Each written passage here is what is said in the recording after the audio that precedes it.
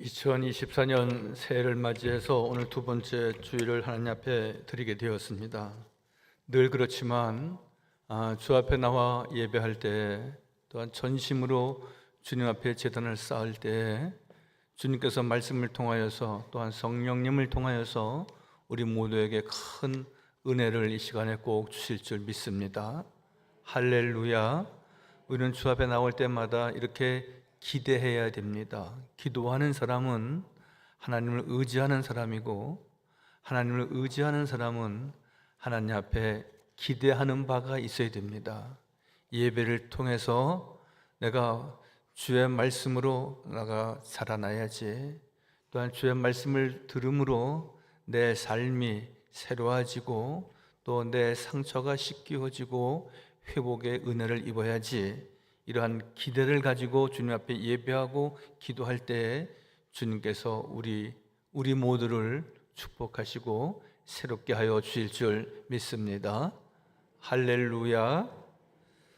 오늘 우리 임마누엘 찬양대 감사합니다. 우리 임마누엘 찬양대는 우리 교회 여러 찬양대가 있지만 최고의 찬양대입니다. 믿음도 최고고요, 또 찬양도 최고입니다. 하나님께 늘 영광 돌리는 우리 임마누엘 찬양대도 되기를 바랍니다. 한 무명 작가가 이러한 글을 남긴 것을 보았습니다. 난 알아, 내가 얼마나 힘든지, 얼마나 가슴이 아픈지, 얼마나 울고 싶은지, 마음이 찢어진다고, 마음이 너무너무 아프다는 것을 나는 알아.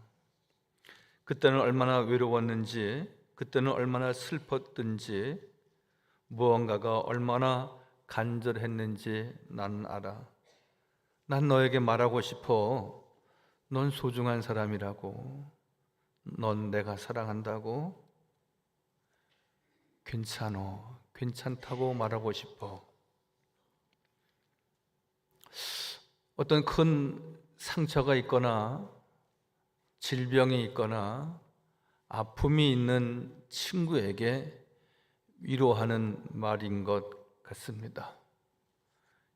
사람은 살아가면서 온전한 삶을 이룰 수는 없습니다. 아무런 흠 없이 사는 사람은 아무도 없습니다. 그래서 예전에 어떤 이는 말하기를 청춘은 아프다, 그렇게 말했던, 그리고 그런 이야기를 많이 했던 기억이 있지 않습니까? 어찌 청춘만 아프겠습니까? 중년은 더 가슴 졸이고요, 노년은 더 외롭고 슬픈 일들이 많습니다. 여러분, 다음 세대라고 하는 우리의 젊은이들과 어린 아이들까지도 스트레스 받고 있다고, 힘들고 외롭다고 말합니다.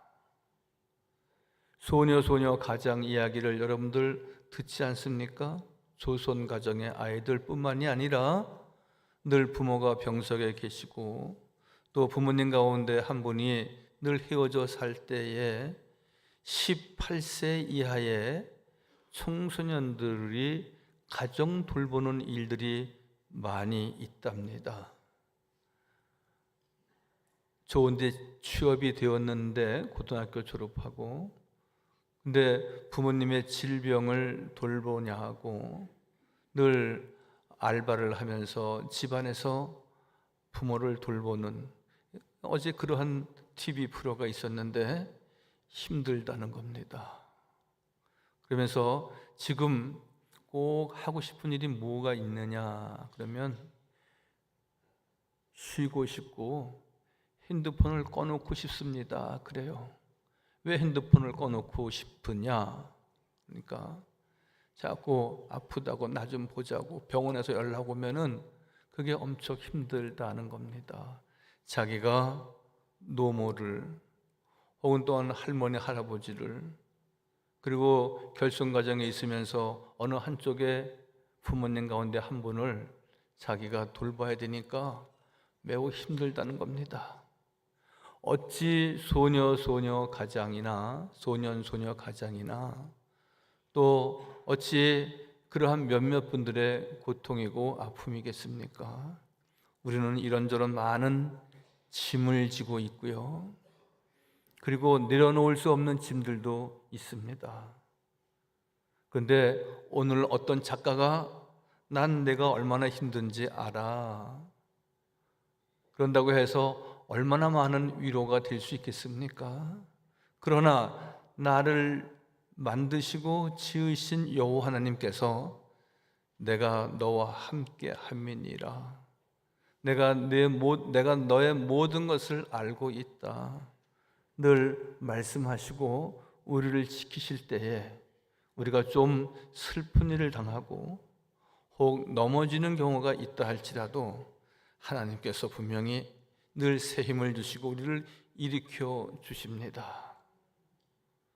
여러분, 넘어지는 것은 아무런 내 잘못이 아니답니다. 넘어지는 인생 살다가 실수하고 실패하고 넘어지는 것은 내 잘못이 결코 아니라는 겁니다.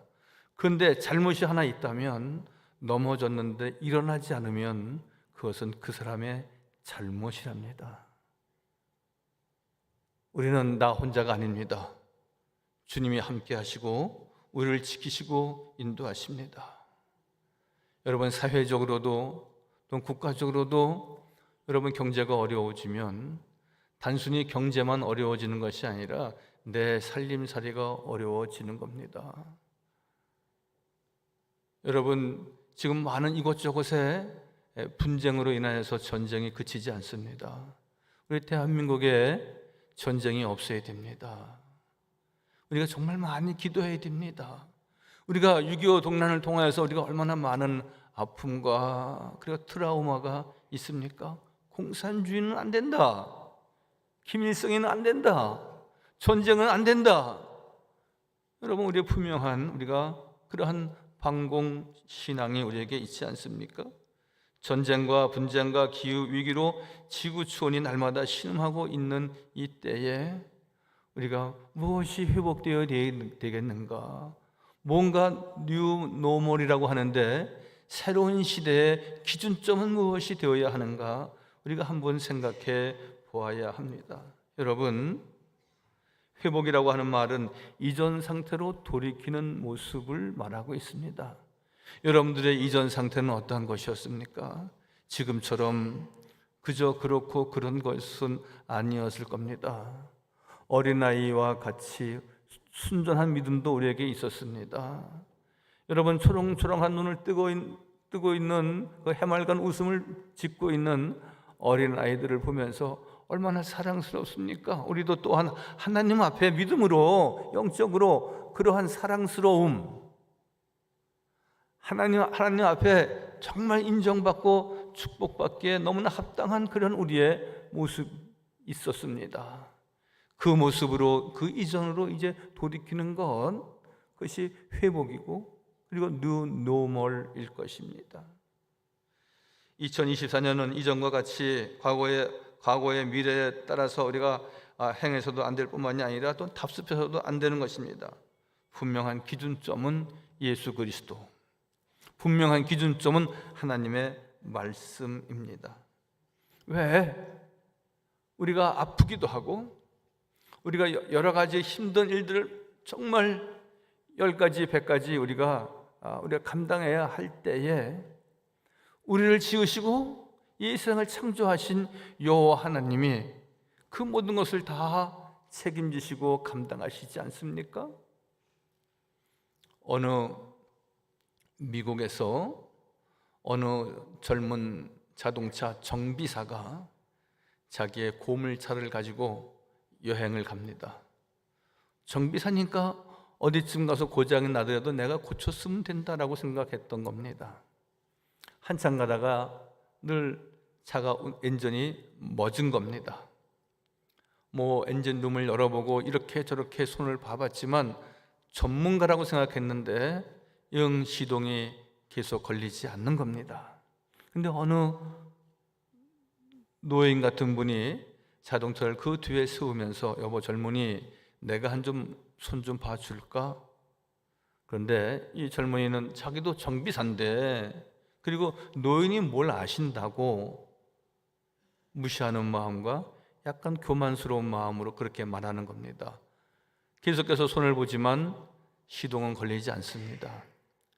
이 노인께서 내가 좀 볼게 하고 그 엔진 어느 곳을 만지니까 금방 시동이 걸리는 겁니다. 젊은 정비사가 묻습니다. 선생님, 뉘십니까? 나는 이 자동차를 만든 헨리 포드 1세. 사랑하는 성도 여러분, 자동차를 만든 사람은 그 자동차를 잘 압니다. 지금이야 최첨단 기술로 만들어지지만 그 당시만 하더라도 다 손으로 이렇게 저렇게 만들던 시절.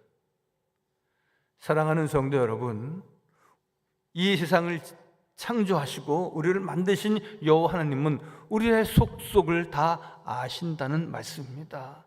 하나님만이 아시고 하나님만이 뭐가 문제인지, 어디가 고장인지, 왜 슬퍼하는지, 왜 답답해하는지, 왜 외로운지 하나님은 아시고 죽기로 나오는 성도들을 주님께서 온전하게 하시고 회복의 은혜와 은총을 주십니다.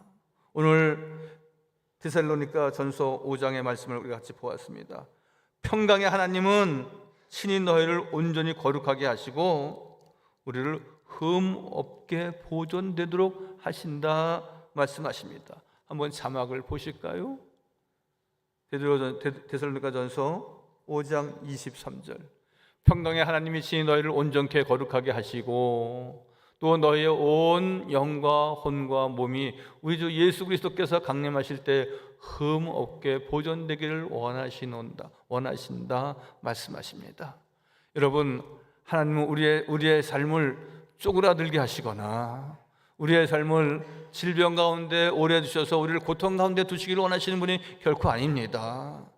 사람과의 관계에서 이렇게 저렇게 우리가 상처가 있다고 해서 그 상처가 아물지 아니하도록 그냥 두시는 분이 결코 아닙니다.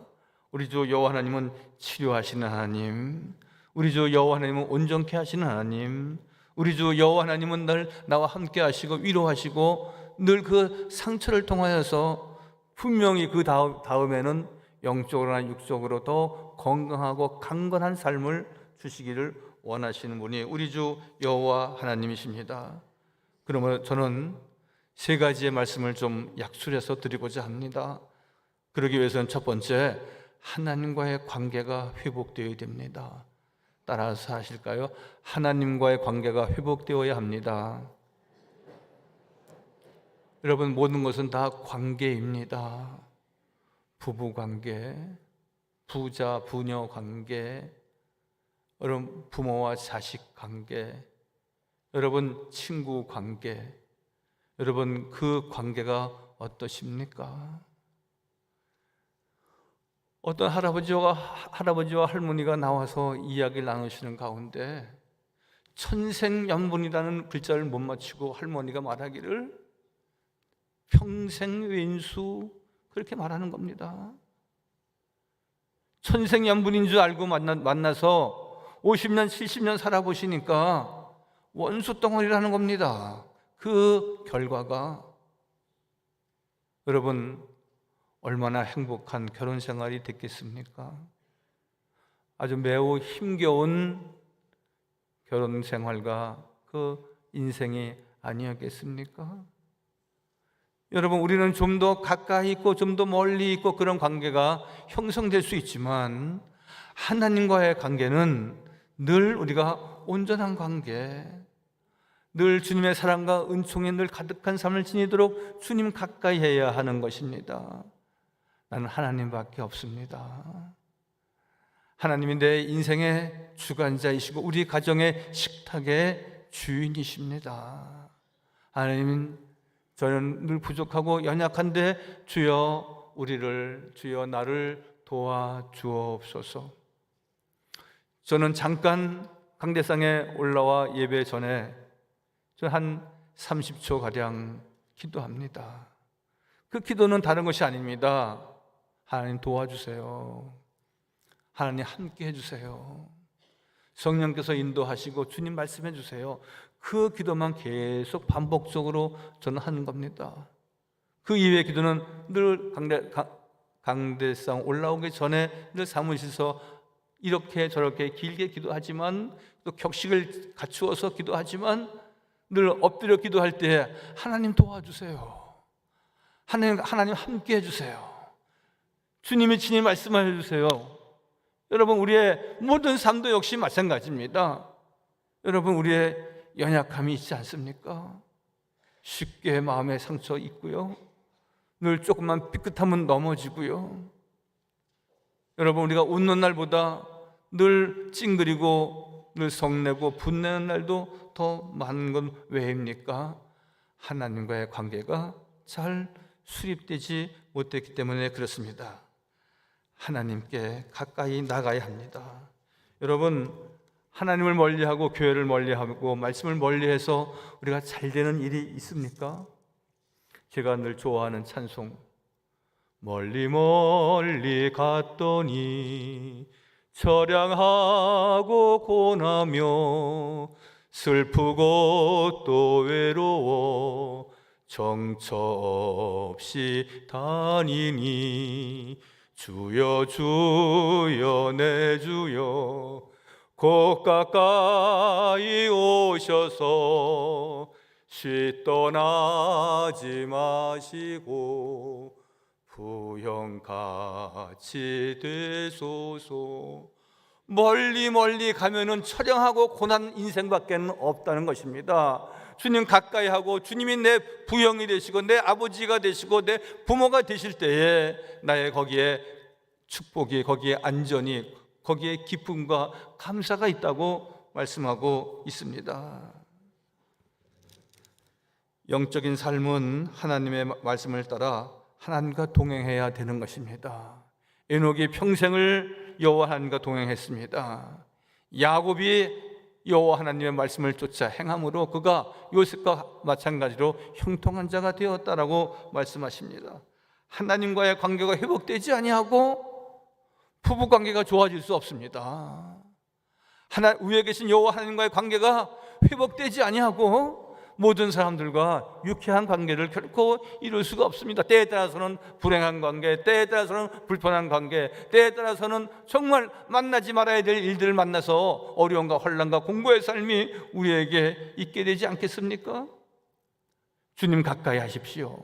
새해에는 하나님 가까이 하고 늘 주 앞에 나올 때마다 주여 저를 도우소서, 주님 저와 함께 해 주옵소서, 주여 저를 살려 주옵소서, 주여 너를 새롭게 해 주옵소서.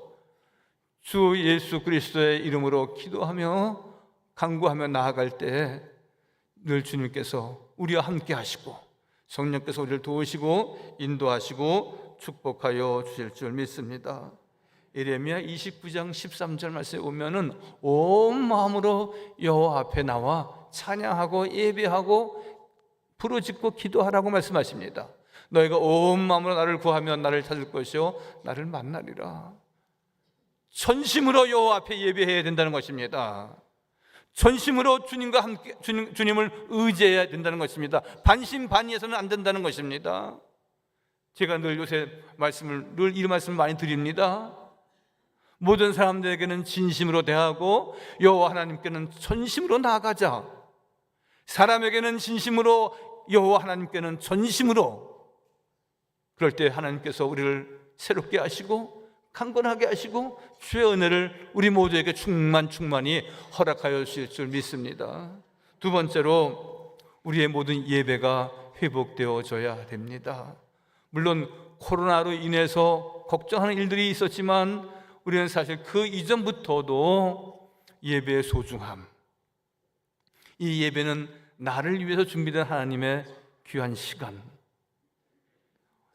이 예배에 나가서 예배하고 찬양하고 말씀 들으며 그 말씀이 하나님 나에게 주시고자 예비된 말씀, 우리가 그렇게 진정 전심을 다해서 사모하지 못했다면 우리의 예배는 인원이 더 채워지는 회복 못지않게 중요한 것은 우리가 여호와 하나님 앞에 전심으로 나가야 한다는 것입니다.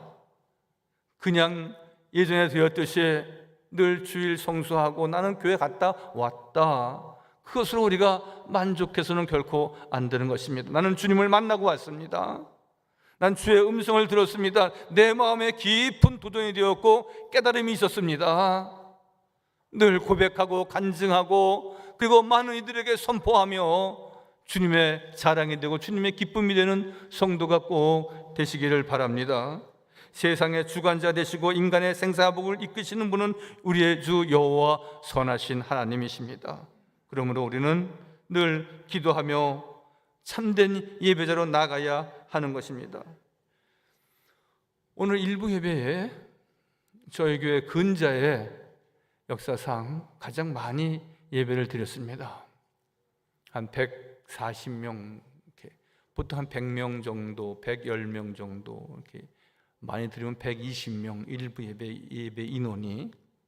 근데 오늘 한 150명 가까이 예배 드렸습니다.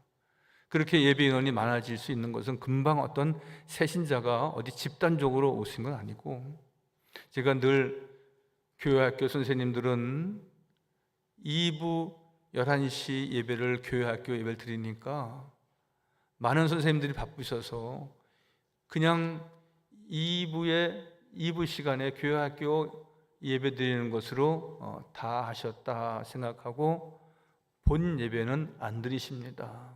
제가 그렇게 말씀을 드렸습니다. 일부 예배는 봉사자들을 위한 예배다. 일부 예배는 교사들을 위한 예배다. 일부 예배에 예배하고 그리고 11시 교회학교 교사로 봉사해야 이게 예배가 회복되는 겁니다. 여러분, 주일 예배, 가정 예배, 구역 예배, 새벽 기도회, 모든 예배와 기도회가 우리가 회복되어져야지 우리가 하나님 앞에 온전히 예배했다, 하나님의 기쁨이 되는 삶이 되어지는 것입니다. 하나님과의 관계 회복은 여호와께 전심으로 나아가는 것입니다. 온 몸과 마음과 정성을 다할 때 거기에 놀라운 치유의 역사, 거기에 놀라운 회복의 은총이 있게 되는 줄 믿습니다. 마지막으로 2024년 올 새해에는 우리가 성경대로 살아야 되겠습니다. 따라서 하실까요? 성경대로 삽시다. 당연한 말씀이죠, 그죠? 우리가 무슨 다른 우리가 법전을 외우거나 또 다른 어떤 종교의 경전을 우리가 지녔거나 그렇게 할 수도, 그렇게 해서는 안 되는 것일 겁니다. 우리는 분명히 하나님의 말씀을 우리가 내 마음의 양식으로 삼고 생명의 양식으로 우리가 간직하는 겁니다. 그러면 하나님의 말씀과 그 가르침대로 행해야 되는 것입니다. 안식일을 기약하여 거룩히 지키라, 하나님의 말씀입니다. 너희는 서로 사랑하되 내 이웃을 내 몸과 같이 사랑하라. 우리가 사랑하며 살아야 되는 이유, 온전한 예배를 드려야 되는 이유, 그것은 하나님의 말씀이고 가르침이기 때문에 그렇습니다. 그런가 하면은 시편 128편 하반절에 보면은 그 도에 행하는 자가 복이 있다, 그렇게 말씀합니다. 여호와를 경외하며 하나님 앞에 예배하며 그의 길을 걷는 자마다 복이 있다 말씀합니다. 하나님의 말씀을 의지할 때, 하나님의 말씀이 달고 오묘한 생명의 말씀으로 우리가 늘 간직하고 사모하는 심령이 될 때에 하나님께서 우리의 가는 길, 우리의 가정 늘 주의 모든 은혜와 은총으로 덮으시고 인도하신다 말씀합니다. 왜 하나님의 말씀을 들어야 합니까? 왜 하나님의 말씀을 읽어야 합니까? 왜 하나님의 말씀을 묵상해야 합니까? 우리가 그래야 우리가 살기 때문에 그렇습니다. 내가 사는 길, 단순히 사는 길뿐만이 아니라 내가 승리하는 길, 내가 주님께 영광 돌릴 수 있는 길, 그 길은 하나님의 말씀 성경대로 사는 내 삶의 기준이 있어야 되지 않겠습니까? 모든 것은 기준이 필요합니다. 그 기준이 왔다 갔다 흔들리면 그 인생도 흔들릴 수밖에 없습니다. 세상의 기준을 쫓아, 세상의 문화를 쫓아 세상 사람들이 말하는 많은 사람들이 모이는 그곳에 뭔가 진리가 있는 듯. 언젠가도 한번 제가 말씀을 드렸지만 어느 성남에 있는 예비군 훈련 장소에 아주 오래된 얘기입니다. 한 30년 전쯤 늘 교관이 나와서 쉬는 시간에 이렇게 말하는 겁니다. 요새는 이제 아내의 말을 듣지 않으면 집에서 밥을 못 먹는다 그러시는데, 여러분들 가운데 나는 오늘 아내의 말을 잘 듣고 나는 이곳에 왔다, 그렇게 생각하는 분은 이쪽에, 그렇지 않은 분은 이쪽에 쓰라고 했어요. 근데 다 이쪽에 다 쓰는 거예요. 한 사람만이 이쪽에 쓰는 거예요. 당신은 아내의 말을 전혀 듣지 않고 어떻게 삼시세끼를 얻어 드십니까? 그러니까 이 사람 하는 말이, 오늘 이 훈련장에 나오는데 아내가 저에게 이렇게 말씀하셨습니다. 많은 사람들이 있는 곳에 가지 마라. 여러분, 중요한 것은 내 삶의 기준을 어디다 두느냐 하는 겁니다. 물론 아내 말에 내가 순종하고 아내 말을 귀히 여겨야 되겠다, 그러한 뜻이 거기에 담겨져 있지만 그것은 내 삶의 영적인 기준은 아닙니다. 하나님의 말씀, 그 말씀만이 영적 근거와 준거와 기준과 터닝 포인트가 되는 것입니다. 갈라디아서 5장 14절 말씀도 온 율법은 내 이웃 사랑하기를 네 몸과 같이 하라 하신 말씀을 이루었다 그랬습니다. 올 한 해도 우리가 주님 사랑하는 마음으로 가족 사랑, 주님 사랑하는 마음으로 모든 이들 사랑하고 따뜻한 사회, 화목한 교회, 우리의 가정 더 행복한, 그래서 늘 말씀조차 행하고 예배가 회복이 되고 하나님과의 관계가 회복이 되어서 모든 사람들과의 관계도 좋아지고 진정 우리가 믿음으로 올 한 해도 승리하는 복된 삶이 저와 우리 모두에게 꼭 있어지기를 주님의 이름으로 간절히 축원하여 드립니다. 거룩하시고 자비로우신 아버지 하나님, 이 세상에 많은 이들이 좋은 관계, 불편한 관계를 이룹니다. 그러나 우리는 하나님과의 좋은 관계, 하나님과의 관계가 회복되어지기를 원합니다. 하나님께 더 가까이 말씀을 좇아 행하게 하시고 우리의 예배가 회복이 되게 하시고 하나님 앞에 신령과 진정으로 전심을 다해서 예배하고 주 앞에 영광 돌리는 우리 모든 성도 다 되게 하여 주옵소서. 천지를 지으신 우리 여호와 하나님께서 우리의 모든 것을 또한 지으셨사오니 이루게 하여 주셨사오니 아버지 하나님 더욱 성령 충만케 하시고 또 우리의 모든 연약함을 돌보셔서 늘 영과 육이 강건한 복된 삶을 누리게 하여 주옵소서. 모든 말씀 예수님의 이름으로 감사하며 기도하옵나이다. 아멘.